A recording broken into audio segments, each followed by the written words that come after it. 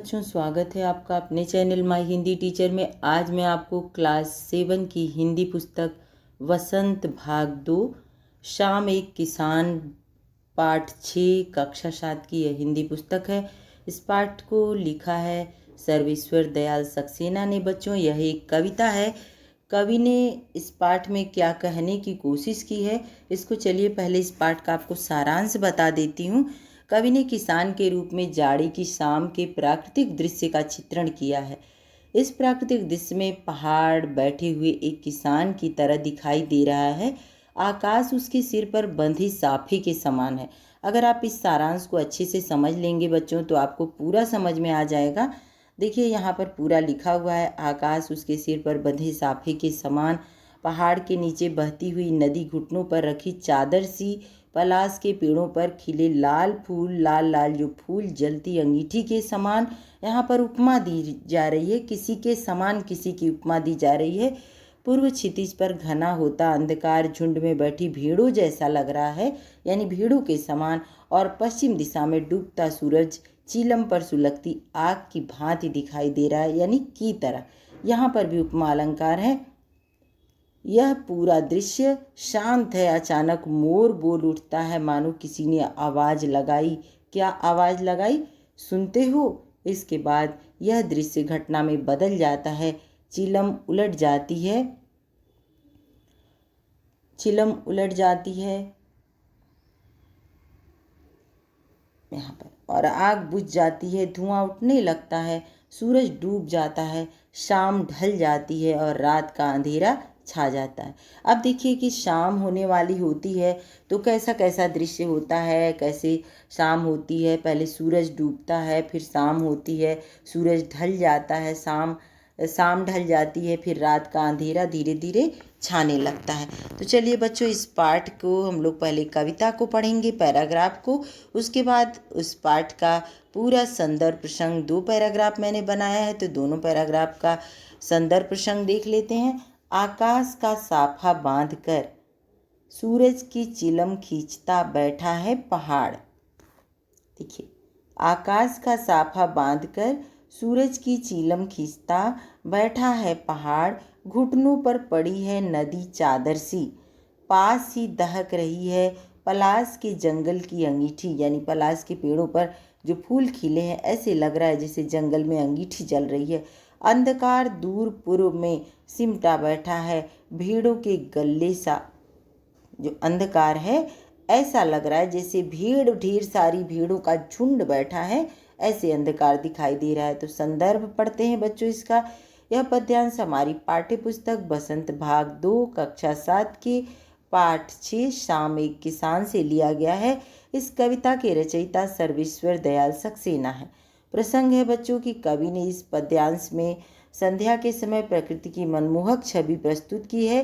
किसान के जीवन की झलक और उसके आसपास के वातावरण को कवि ने पहाड़, आसमान, सूरज, नदी, पेड़, अंधकार से जोड़कर अत्यंत सजीव बना दिया है। अब इस पैराग्राफ का भावार्थ देखते हैं। कवि कहते हैं, शाम के समय प्राकृतिक दृश्य अत्यंत सुंदर प्रतीत होता है। पहाड़ किसी बैठे किसान जैसा लग रहा है। पहाड़ कैसा लग रहा है? किसी बैठे किसान के जैसा लग रहा है।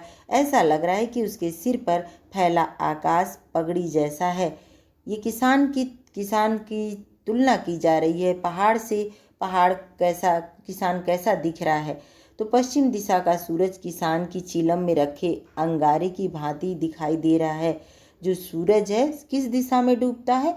निकलता है सूरज पूर्व दिशा से और डूबता है पश्चिम दिशा से। तो जब चिलम पी रहा है किसान, तो ऐसा लग रहा है जैसे कि सूरज डूब रहा है पश्चिम दिशा में, अंगारे की भांति दिखाई दे रहा है। और ऐसे लग रहा है जैसे नदी उसके घुटनों पर पड़ी चादर सी लग रही है। जो धोती वो उसने पहन रखी है सफ़ेद रंग की, ऐसे लग रही है उसके घुटने पर पड़ी हुई नदी है जो चादर के जैसी दिख रही है। पलाश के वृक्षों पर खिले लाल फूल ऐसे दिखते हैं मानो अंगीठी में जड़े अंगारे हों। पूर्व दिशा में अंधेरा पेड़ों की भात सा बैठा प्रतीत होता है। इस प्रकार कवि ने पूरे प्राकृतिक दृश्य को किसान के रूप में सजीव कर दिया है। जो भी प्रकृति के साथ हमें सब कुछ दिखाई दे रहा है, सूरज डूब रहा है, पलास के पेड़ों पर लाल लाल फूल खिले हैं और अंधेरा हो रहा है, नदी का दृश्य है, उन पहाड़ का दृश्य, सबको किसान के साथ मानवीकरण अलंकार का यहाँ पर प्रयोग किया गया है। किसान से उसकी उपमा दी गई है। ऐसा प्रतीत हो रहा है कि वह किसान के जैसा दिख रहे हैं। अचानक अगला पैराग्राफ है बच्चों, अचानक मोर बोला। देखिए यहाँ पर सर्वेश्वर दयाल सक्सेना जी की एक कविता है। यहाँ पर देखिए, अचानक मोर बोला। कि अचानक मतलब होता है यकायक। मोर बोला जैसे किसी ने आवाज दी। क्या आवाज दी? सुनते हो? चिलम औंधी, धुआं उठा, सूरज डूबा, अंधेरा छा गया। यानी जैसे ही उसने कहा अचानक चिलम गिर पड़ी, धुआं उठने लगा और सूरज अंधेरा छा गया, सूरज डूबने लगा। संदर्भ है बच्चों यह पद्यांश हमारी पाठ्य पुस्तक बसंत भाग 2 कक्षा 7 के पाठ 6 शाम एक किसान से लिया गया है। इस कविता के रचयिता सर्वेश्वर दयाल सक्सेना है। अब आप देखिए कि यहाँ पर रचयिता कैसे लिखा जाता है, इसको भी ध्यान दीजिएगा। संदर्भ कैसे लिखा जाता है किसी भी कविता, आखिर हम संदर्भ अगर नहीं लिखेंगे बच्चों, ऐसा होता है एग्जाम में 4 लाइन की कविता दी जाती है और कहा जाता है आ से स्पष्ट करें। तो आपको कितनी जानकारी है कि ये जो 4 लाइन का जो पद्यांश का भाग है, कविता का भाग है, ये कहाँ से लिया गया है, किस पुस्तक से लिया गया है, किस पाठ से लिया गया है, इसको किसने लिखा है। ये जब तक आप अगर ये सब चीज़ें अच्छे से लिख देंगे तो कभी को जो टीचर हैं, जो शिक्षक हैं, कॉपी चेक करते हैं, उनको पता चल जाएगा कि बच्चे को तो सब कुछ पता है कि यह किस पाठ से लिया गया है, इसको किसने लिखा है, एक कविता है कि कहानी है, तो बच्चे को सब कुछ पता है। यानी वो पढ़ने वाला बच्चा है तो कोई भी उसका मार्क्स नहीं काटेगा। अब यहाँ पर प्रसंग है बच्चों, क्या प्रसंग है इस पद्यांश में? कवि यह बताते हैं कैसे एकदम से प्रकृति की शांति को मोर की आवाज़ तोड़ देती है और धीरे धीरे सूर्यास्त होकर अंधकार छा जाता है। भावार्थ यह है बच्चों की कवि कहते हैं कि चारों ओर छाई शांति में जब अचानक मोर बोलता है, मोर की आवाज़ सुनाई देती है। यह आवाज़ मानो किसी पुकार की तरह प्रतीत होती है। सुनते हो? इसके बाद का दृश्य बदलने लगता है, जैसे सूरज की चिलम में रखी आग बुझ रही हो। यानी सूरज ढलने की तरफ आ चुका है तो कवि ने उसको चिलम से बताने का प्रयास किया और धुआं उठ रहा हो। असल में अब सूर्यास्त हो रहा है और धीरे धीरे चारों ओर अंधेरा छाने लगता है। तात्पर्य यह है बच्चों की इस कविता का यह तात्पर्य है कि प्रकृति के प्रत्येक दृश्य में किसान का जीवन और उसकी सादगी झलकती है। संध्या का समय अपनी गंभीरता, शांति और सुंदरता के कारण मन को मोह लेता है। कवि ने किसान और प्रकृति को एक दूसरे से जोड़कर उनकी महत्ता और निकटता को दर्शाया है। अब कविता से प्रश्न देखते हैं बच्चों। इस कविता में शाम के दृश्य को किसान के रूप में दिखाया गया है और यह एक रूपक है, जिसे कहते हैं उसकी तुलना उससे की गई। यहाँ पर रूपक है, उसके रूप की तुलना पहाड़ से दर्शाई गई है। तो इसे बनाने के लिए 5 एक रूपताओं की जोड़ी बनाई गई है, उन्हें उपमा कहते हैं। पहली एक रूपता आकाश और साफे में दिखाते हुए कविता में आकाश का साफा वाक्यांश आया है। इसी तरह तीसरी एक रूपता नदी और चादर में दिखाई गई है, मानो नदी चादर सी जहाँ पर सी आएगा बच्चों, इसका मतलब है उससे उसकी तुलना की जा रही है, उपमा दी जा रही है। यहाँ पर उपमा अलंकार हो जाएगा ये। और अब आप दूसरी, चौथी और 5वीं एक रूपताओं को खोज करके लिखिए। इन्होंने पहली को बता दिया, तीसरी को बता दिया और दूसरी, चौथी और 5वीं को लिखना है। कवि ने इस कविता में शाम के दृश्य को किसान के रूप में दिखाया है। इसके 5 रूप एक रूपताएं की उपमा दी गई है। आकाश साफा यानी आकाश का साफा बांध कर ये एक उपमा हो गई। दूसरा है सूरज चिलम सा, तो सूरज की चिलम खींचता बैठा है पहाड़, किसान जब बैठा है तो ये हो गया दूसरी उपमा। नदी चादर सी यानी घुटनों पर पड़ी है, नदी चादर सी यानी चादर के समान नदी जो है वह घुटनों पर पड़ी हुई है, तो तीसरी उपमा हो गई। और चौथा है पलास का जंगल यानी पलास की अंगीठी, पलास के जंगल में अंगीठी दहक रही है, यानी पलास के जो पेड़ हैं उस पर जो फूल खिले हुए हैं उसकी तुलना जंगल में अंगीठी की तरह की गई है। जब वह चीलम खींचता है तो उससे जो आग दहकती है उसको पलाश के फूलों से तुलना की गई है। और अगला है 5वां है भेड़ों के गल्ले, यानी भेड़ अंधकार जो है वह भेड़ों के झुंड के समान दिखाई दे रहा है। ऐसा लग रहा है जैसे कि अंधकार दूर पूर्व में सिमट कर बैठा है पेड़ों के गल्ले की तरह, गल्ले यानी झुंड की तरह।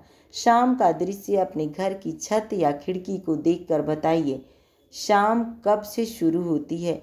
तो उत्तर है बच्चों, शाम का दृश्य बहुत ही मनोहारी होता है।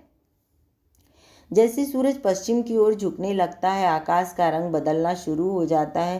पहले आसमान नीला होता है, फिर हल्का पीला, उसके बाद लालिमा छा जाती है। आप दूसरे प्रश्न का उत्तर भी यहाँ से ले सकते हैं। आकाश का रंग बदलने लगता है तो यहाँ से भी हो जाएगा। और सामान्यतः शाम की शुरुआत से सूर्यास्त का समय लगभग 1 से 1.5 घंटे होता है। और इस बीच में क्या क्या परिवर्तन आते हैं? आकाश का रंग बदलने लगता है, आसमान नीला से हल्का पीला, उसके बाद लालिमा छा जाती है और धीरे धीरे लालिमा गहरा कर हर ओर अंधेरा फैल जाता है। ये हो गया बच्चों प्रश्न नंबर 2 का उत्तर। तीसरा प्रश्न, मोर के बोलने पर कवि को लगा जैसे किसी ने कहा हो, सुनते हो? नीचे दिए गए पक्षियों की बोली सुनकर उन्हें भी 1-2 शब्दों में बांधिए। कबूतर खबर लाने यानी संदेश वाहक का काम करते हैं। कबूतर खत लाने का संदेश लाता है, खत लाता है।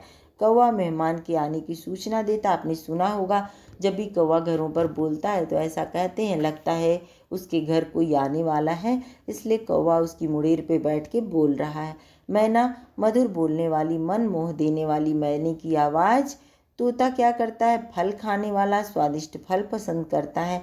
और हंस शांत, गंभीर और निर्मल मन का प्रतीक हंस को कहा जाता है। चील का क्या संदेश है? रुको मत मेरी तरह, तुम भी ऊंचाइयों को छुओ और उड़ते रहो निरंतर। बच्चों ये पाठ आपका समाप्त हो गया। चलिए इसको यहीं समाप्त करती हूँ बच्चों। मिलती हूँ मैं आपसे अगले वीडियो में। तब तक के लिए अगर आप इस चैनल पर नए हैं तो लाइक करना, कमेंट करना, शेयर करना नहीं भूलिएगा। अगर आपने अभी तक सब्सक्राइब नहीं किया है तो इस चैनल को सब्सक्राइब कर लीजिएगा और पढ़ते रहिएगा ताकि आपका चैप्टर पूरा कंप्लीट हो जाए। धन्यवाद।